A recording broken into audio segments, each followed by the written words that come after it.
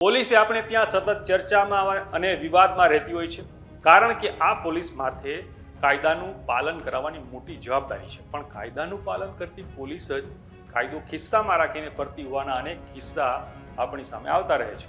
અને આવા મામલા જ્યારે સામે આવે છે ત્યારે કહેવાતી કામગીરી પણ થતી હોય છે. આવો જ એક મામલો હમણાં ચર્ચામાં છે.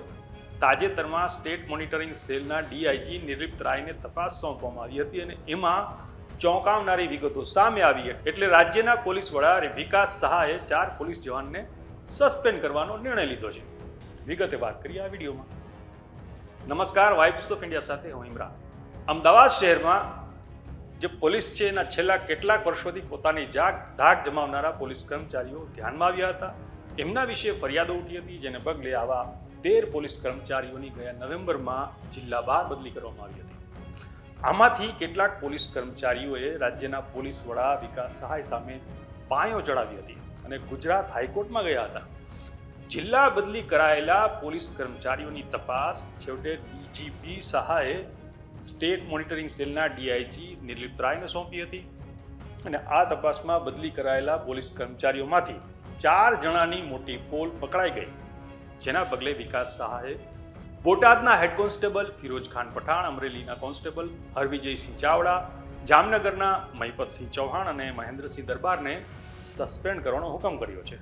આ કથિત વહીવટદારોને કેમ સસ્પેન્ડ કરવામાં આવ્યા એની વાત જો કરીએ તો રાજ્ય પોલીસ વડા વિકાસ સહાયે જેમને સસ્પેન્ડ કર્યા છે એ 4 કથિત વહીવટદાર એટલે કે આ પોલીસ કર્મચારીઓએ તેમની સરકારી જે ફરજ હતી એ દરમિયાન અનેક વિદેશ પ્રવાસ કર્યા છે. નિયમ એવો છે કે પાસપોર્ટ મેળવ્યા બાદ જ્યારે પણ સરકારી કર્મચારી કે અધિકારીએ વિદેશ જવું હોય તો તેઓ જે ડિપાર્ટમેન્ટમાં નોકરી કરતા હોય એ વિભાગને જાણ કરીને તેની મંજૂરી લેવાની હોય છે. જો કે આ 4 પોલીસ કર્મચારીઓએ પોલીસ વિભાગની મંજૂરી લીધી નહોતી અને આવી પરવાનગી વગર જ વિદેશ પ્રવાસ કર્યા હોવાનું નિર્લિપ્ત રાયની તપાસમાં સામે આવ્યું. આ ઉપરાંત આ પોલીસ કર્મચારીઓએ ચાલુ પગારે એટલે કે રજા લીધા વગર ઉપરી અધિકારીઓની મહેરબાનીથી ફોરેનમાં ફરી આવ્યા હતા. રાજ્યના પોલીસ વડા વિકાસ સહાયે આ મામલે ડીઆઈજી નિર્લિપ્ત રાયને તપાસ સોંપી અને જિલ્લા બહાર બદલી કરાયેલા તમામ પોલીસ કર્મચારીઓ જે છે તેની મિલકતની માહિતી મેળવવાનો આદેશ કર્યો હતો. નિર્લિપ્ત રાયે 13 પોલીસ કર્મચારીઓ પાસે બધી માહિતીઓ મેળવી હતી. એમના વિદેશ પ્રવાસ, તેમના પોતાના નામે, તેમના માતા પિતા કે જીવનસાથી કે બાળકોના નામે કોઈ મિલકત હોય, ઘરમાં આવેલા મોંઘાદાટ સાધનો, બેંક બેલેન્સ, સોના ચાંદીના દાગીના વગેરે જેવી માહિતી તેમણે મેળવી હતી અને બાદમાં આ કાર્યવાહી છે કરવામાં આવી.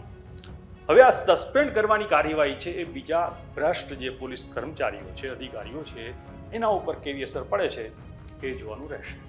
આ વિશે તમારું શું માનવું છે અમને કોમેન્ટ કરીને જણાવજો. આપણે મળતા રહીશું વાઇબ્સ ઇન્ડિયા પર.